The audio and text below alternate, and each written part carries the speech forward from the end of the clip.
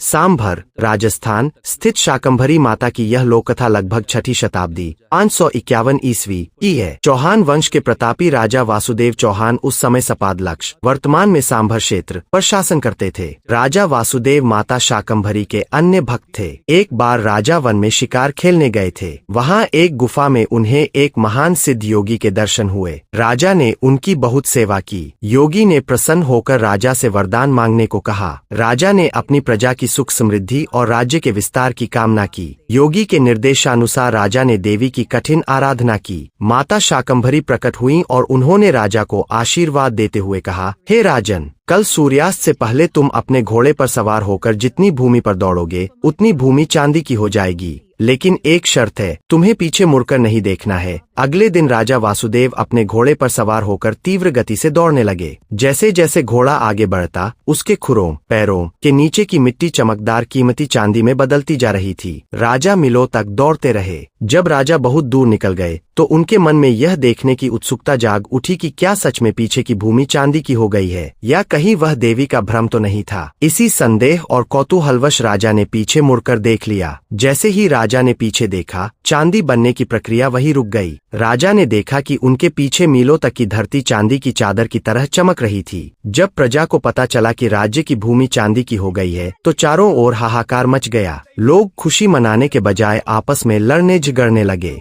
हर कोई उस भूमि पर अपना अधिकार जमाना चाहता था। लोभ के कारण भाइयों में खून खराबा होने लगा। प्रजा की यह स्थिति देखकर राजा वासुदेव बहुत दुखी हुए। वे माता के चरणों में गिर पड़े और बोले, हे माता, यह धन तो मेरे राज्य के विनाश का कारण बन रहा है। लोग लोभ में अंधे हो गए हैं। कृपा कर इस समस्या का समाधान करें। माता ने कहा, पुत्र, मनुष्य का लोभ कभी समाप्त नहीं होता। एक इच्छा पूरी होती है तो मनुष्य 2-4 और तैयार कर लेता है। फिर देवी ने अपनी माया से उस समस्त चांदी के मैदान को नमक की झील में बदल दिया। उन्होंने राजा वासुदेव से कहा कि अब यह चांदी तो नहीं रही, लेकिन यह नमक सदैव तुम्हारे राज्य की आय और आजीविका का साधन बना रहेगा। यही वह स्थान है जिसे आज हम सांभर झील के नाम से जानते हैं। यह भारत की सबसे बड़ी खारे पानी की झील है। आज भी झील के किनारे माता शाकंभरी का प्राचीन मंदिर स्थित है, जहां उन्हें सांभर की स्वामिनी कहा जाता है। यहीं से चौहान वंश की शक्ति का उदय हुआ था, जो आगे चलकर अजमेर और दिल्ली तक फैला।